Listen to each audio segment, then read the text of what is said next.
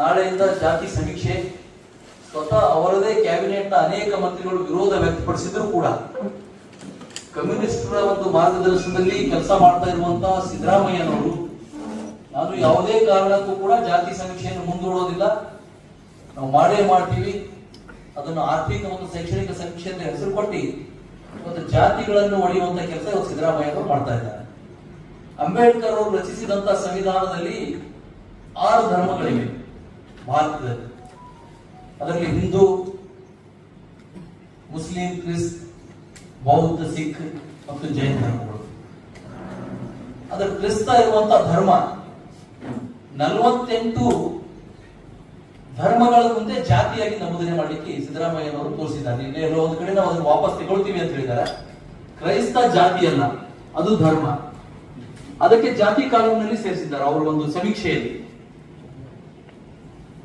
ಈ ರೀತಿ ಮಾಡಿ ಸಂವಿಧಾನವನ್ನು ತಿರುಚುವಂತ ಕೆಲಸ ಇವತ್ತು ಸಿದ್ದರಾಮಯ್ಯ ಅವರು ಮಾಡ್ತಾ ಇದ್ದಾರೆ. ಅದಕ್ಕೆ ಭಾರತೀಯ ಜನತಾ ಪಕ್ಷದ ನಿಲುವನ್ನು ನಿನ್ನೆ ನಮ್ಮ ರಾಜ್ಯ ಅಧ್ಯಕ್ಷರು ಸ್ಪಷ್ಟಪಡಿಸಿದ್ದಾರೆ.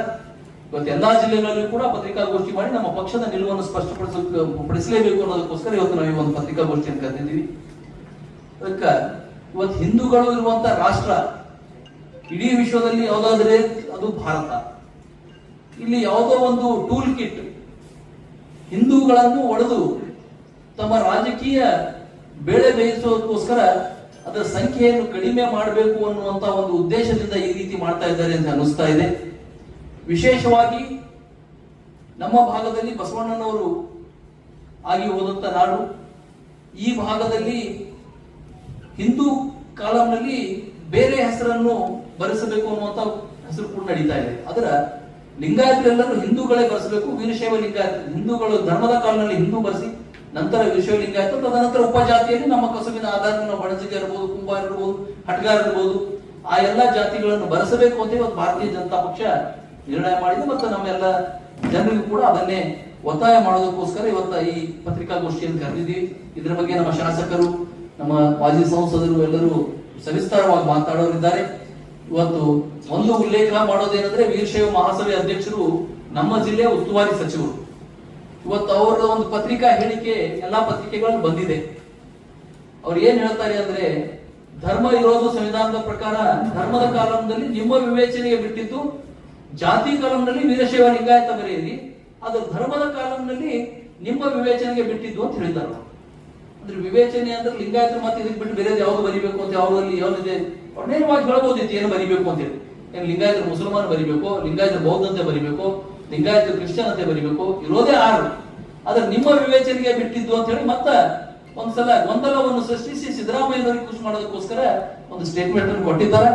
ಅದಕ್ಕಾಗಿ ಧರ್ಮದ ಕಾಲಂನಲ್ಲಿ ನಮ್ಮಲ್ಲಿರುವಂತಹ 6 ಧರ್ಮಗಳಲ್ಲಿ ಯಾವ್ದಾದ್ರು ಒಂದು ಧರ್ಮ ಬರೆಸಬೇಕು, ವಿಶೇಷವಾಗಿ ವೀರಶೈವ ಲಿಂಗಾಯತರು ಹಿಂದೂ ಧರ್ಮವನ್ನೇ ಬರೆಸಬೇಕು. ಒಂದ್ ವೇಳೆ ಮುಂದೆ ನಾವು ಲಿಂಗಾಯತ ಧರ್ಮಕ್ಕೆ ಸಪರೇಟ್ ಮಾನ್ಯತೆ ಸಿಕ್ಕಾಗ ಅವಾಗ ಬೇಕಾದ್ರೆ ನಾವು ಬರೆಸಬಹುದು, ಇಲ್ಲಾಂದ್ರೆ ನಾವು ಸಂವಿಧಾನ ಉಲ್ಲಂಘನೆ ಮಾಡಿದಂಗೆ ಆಗ್ತದೆ. ಈ ವಿಷಯವನ್ನು ತಿಳಿಸ್ತಾ ಇವತ್ತು ನಾರಂಜ ಕಾರ್ಖಾನೆಯ